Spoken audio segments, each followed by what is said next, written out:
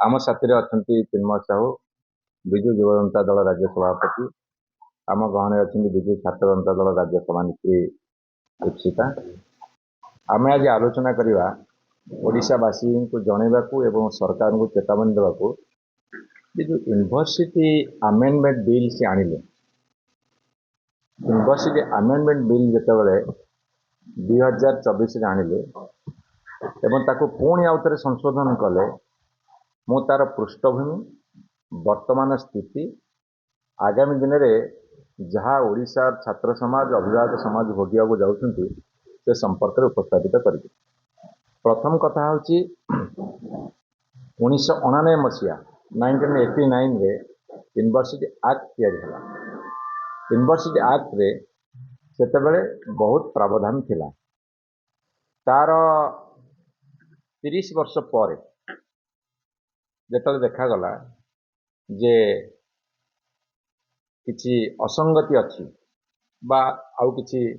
व्यवस्था रे जेतु व्यापक परिवर्तन होती शिक्षा व्यवस्था रे किछि अमेंडमेंट कराला आम सरकार जेतले थिला एटा कि 2020 university amendment bill university act amendment bill सेतिरे अनेक जुगान्तकारी पदक्षेप नियागला एवं 2024 रे जेतले सरकार आसिला भारतीय जनता पार्टी से माने पुणी आउ थे से 2020 अमेंडमेंट बिल की पुणी परिवर्तन करने को बिल आनले एवं 2025 एप्रिल मास पास है एवं आमे राति सारा जुक्ति रखीचु तथ्य रखीचु से बिल रे असंगति अच्छी त्रुटि अच्छी ताकू दर्शेचु राति सारा अनिद्रा होकर आलोचना करी सकाल 7टा हो गला कि सरकार जेहेतु मेजोरिटी थिला से माने ताकू पास करेले एवं एठी मैं आपण मानू कहि रखे बिल पास कले से पुणी त्रुटि रखिले आम जो त्रुटि दर्शेइथिलु से पुणी तार 2-3 मास पर आउ थे 2025 अमेंडमेंट बिल आनले से माने आनिथिले 2024 रे 2020 को काटिया पई पुणी 2025 रे एगेन तांको आनिथिबा बिल को बा अमेंडमेंट को से माने पुणी आउ थे संशोधन कले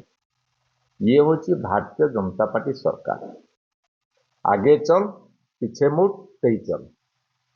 आगु को जीवा जगह पछु को जाउथिबा गोटे सरकार है भारतीय जनता पार्टी सरकार मुझे आपण मान दृष्टि को आनी जिते 2020 बिल अणा जाइथिला सेतेबेले किछि प्रमुख आमर शिक्षाविद जो माने को उद्देश्य रे आपको विरोध कले हाईकोर्ट को गले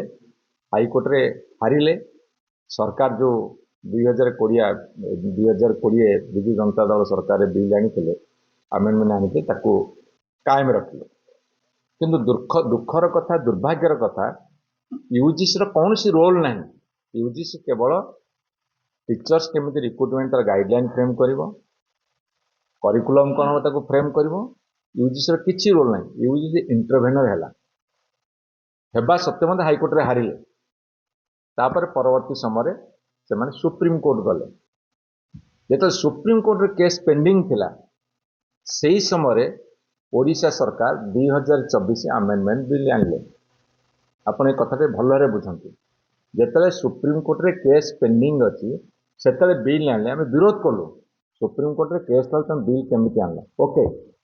तमे अमेंडमेंट कला अमेंडमेंट जो मात्र हैला जो यूजीसी जाइथिला जे एठी एक्ट ठीक नहीं अमेंडमेंट ठीक नहीं से यूजीसी कौन कला सुप्रीम कोर्ट केस विथड्र करदेला जहाँफल कि आंकर बाट फिटिला एम तो अटकई रखी थे विभिन्न कथा को जेहेतु केंद्र सरकार अच्छा यूजीसी अंडर अच्छी अटकई रखिले किंतु एमती कौन पुणी गोटे मिराकिल कले जे जहाँफल यूजीसी विथड्र कला सुप्रीम कोर्ट केस सरला एठी मोर आपन को केतोटी प्रश्न पचारिबार अछि जे जे एमाने 2024 रे आनिथिबा बिल को काहेकि आउ थे 2025 रे पुणी संशोधन कले एवं सेठी बड़ कथा थला वाइस चांसलर अपॉइंटमेंट रे ଯେତେବେଳେ ଆମ ସରକାର ଥିଲା ସେତେବେଳେ ଆମେ ନିଷ୍ପତ୍ତି କରିଥିଲୁ ଯେଉଁ ସର୍ଚ୍ଚ କମିଟି ହେବ ସେଇ ସର୍ଚ୍ଚ କମିଟିରେ ଚାନ୍ସେଲର ବା ଗଭର୍ଣ୍ଣର ଜଣକୁ ନୋମିନେଟ୍ କରିବେ ନୋମିନି ହିସାବରେ, ଯିଏକି ଚିଫ୍ ସେକ୍ରେଟାରୀ ର୍ୟାଙ୍କର ହେଇଥିବ। ସେଇଟା ନିଜେ ଚାନ୍ସେଲର ବା ଗଭର୍ଣ୍ଣର ବାଛିବେ। ସେ ତାଙ୍କ ଇଚ୍ଛା, ସେ ଯାହାକୁ ବାଛିପାରିବେ। ଓଡ଼ିଶାର ଚିଫ୍ ସେକ୍ରେଟାରୀ ର୍ୟାଙ୍କ ବା ଦିଲ୍ଲୀ ସରକାରଙ୍କର ପ୍ରିନ୍ସିପାଲ ସେକ୍ରେଟାରୀ ର୍ୟାଙ୍କ, ସେ ଯାହାକୁ ବାଛିପାରିବେ, ତାଙ୍କର ସ୍ୱାଧୀନତା ଥିଲା। ଏବଂ ଗଭର୍ଣ୍ଣମେଣ୍ଟ ଜଣେ ନୋମିନି ଦେବ, ୟୁଜିସି ଜଣକୁ ନୋମିନି ଦେବ, ଇଏ ଥିଲା ବ୍ୟବସ୍ଥା। ଏମାନେ କ'ଣ କଲେ ଯେଉଁ ବିଲ୍ରେ, ଯେ ଚାନ୍ସେଲର ବା ଗଭର୍ଣ୍ଣର ଯାହାକୁ ସିଏ ବାଛିବେ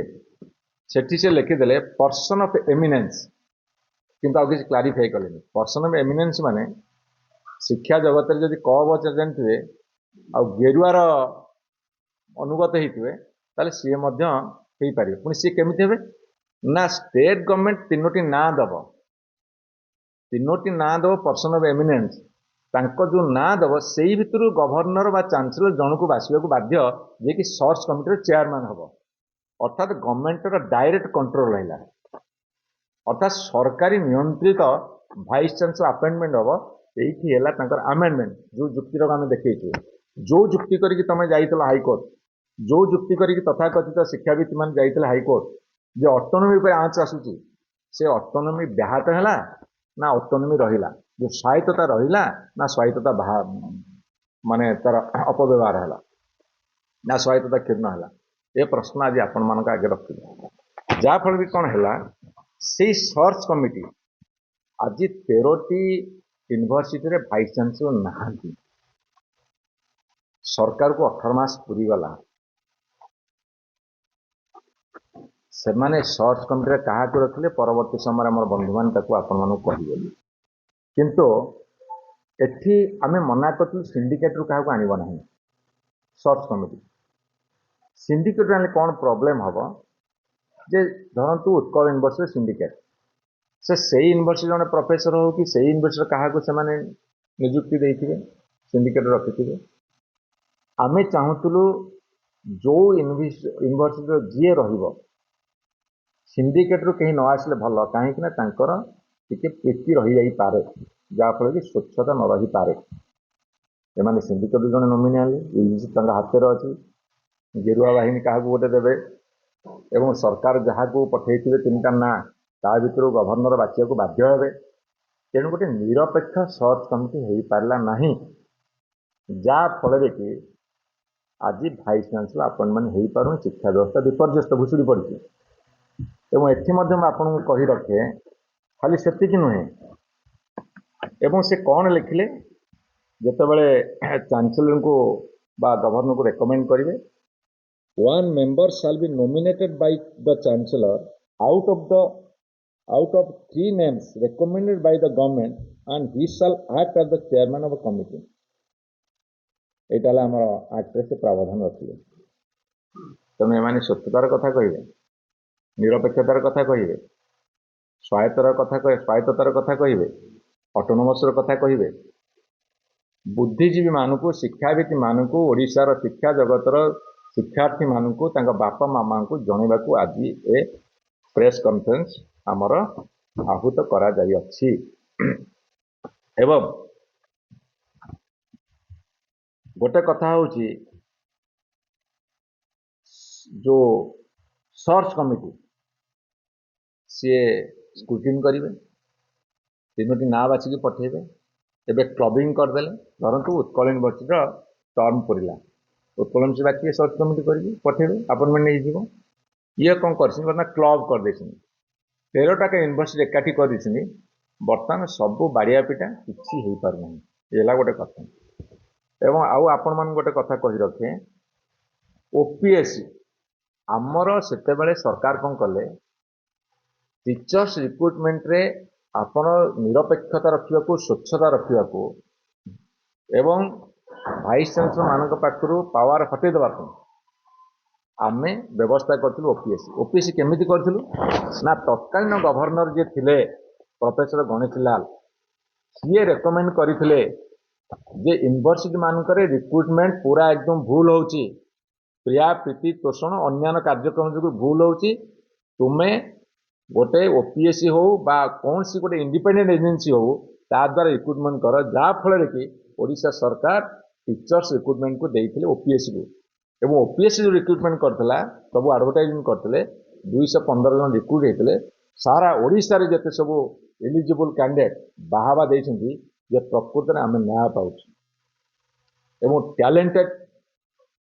assistant professor associate professor professor माने रिक्रुट हेले एमाने कोर्ट को गले सुप्रीम कोर्ट स्टे आनले यूजीसी कर्तृत्व बाहर this is state act under university ताकू से मानलेनी जहाँफल ए कौन है ये बर्तमान टीचर्स रिक्रुटमेंट हो पार केते पोस्ट खाली अच्छी कौन अच्छी ताकू अन्य बंधु मैंने ये आपको कहे तेणुक सबु सत्वे आमर डिमांड होची तमें तुरंत वाइस चांसलर नियुक्ति कर तुरंत शिक्षक पदवी पूरण कर नहले 2 वर्ष पिलांकर नष्ट हो गला ध्वंस हो गला आगामी दिन शिक्षा व्यवस्था उच्च शिक्षा व्यवस्था भुशुड़ी पड़ो से आम डिमांड रखुचे एवं सब करने पछरे कारण कौन जानते ये जो एत प्रकार सब नाटक करुँच तार कारण कौन जानते केवल गैरिकीकरण हूँ एकमात्र कारण से कौन करेंगे ना सर्च कमिटी जे रहिबे सी जदि गेरुआ मंत्र नहीं थी ताले सी योग्य हम आपण मैंने देखिए जदि सर्च कमिटी सी आज पब्लिश करदे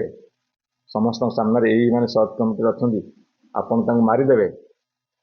स्विच मारे देखिए को आफिलिएशन आप जानीपर ताकू से प्रकाश करना सर्च कमिटी गैरिकीकरण हम वाइस चांसलर गेरुआ मंत्र पढ़ुले हम जी लेक्चर अपॉइंटमेंट सी गेरुआ मंत्र पढ़ुले सी हम क्या सर्च कमिटी गेरुआ हम वाइस चांसलर गेरुआ हे एवं जी टीचर हम सी गेरुआ हे पूरा लॉन्ग टर्म योजना माने दीर्घ मियादी सूत्र रे गोटे काम करने को ए सरकार आगभर हेले तार परिणामटा कौन हम जदि कारण या तार परिणामटा कौन हम परिणामटा हम जे गवर्नमेंट यूनिवर्सिटी माने तांकर सत्ता हरेबे प्राइवेट यूनिवर्सिटी माने बढ़िव सरकारी संस्था डूबिव घरोईकरण प्राइवेट संस्था उठिव एवं शिक्षा व्ययबहुल हम सरकारी यूनिवर्सिटी जिते कम पैसा शिक्षा मिलूँ ये व्यवस्था जोगुरु जिते ये छात्र कमिबे से प्राइवेट संस्था आपणकर व्ययबहुल हम तापर आउ गोटे कथा जो प्राइवेट यूनिवर्सिटी मानक आपंकर सोशल साइंस विशेष ना जो ह्यूमानिटीज गोटे फास्ट कोर्स गोटे जाति बंचीब गोटे जाति उन्मेष हम जदि सोशल साइंस और ह्यूमानिटीज मान थी से सब कोर्स गुड़ा पढ़े आप संस्कृत हो निज मातृभाषा ओडिया हो कि अन्य जिते सब साइकोलोजी हो सोशियोलोजी हो कि आप जहाँ जहाँ हो से सब्जेक्ट आपने पाइबे आपड़ केवल जो थे माने टेक्निकल सब्जेक्ट प्रोफेशनल सब्जेक्ट से चलो प्राइवेट यूनिवर्सिटी जी तार परिणाम होती एवं आउ कौन परिणाम कोठा गेरुआ हम वाइस चांसलर गेरुआ हे टीचर स्टाफ टीचिंग स्टाफ गेरुआ हे आम एम्प्लॉइज मान एसएसबी थ्रू रिक्रुटमेंट करा कहूँ सी उठेदे भिचिंग देवे सी गेरुआ हे गेरुआ को रिक्रुटमेंट कर गेरुआ हे एवं दरकार पड़े रक्त भी गेरुआ हो भविष्य पीढ़ी रक्त लाल रही सी गेरुआ हो संभावना अच्छी तेणु हे ओडिशावासी विचार आपणकर हे शिक्षार्थी बंधु मैंने विचार आपणकर हे अभिभावक मैंने विचार आपणकर एवं सरकार को आम चेतावनी दौचु शिक्षा व्यवस्था साथी खेल न खेलु।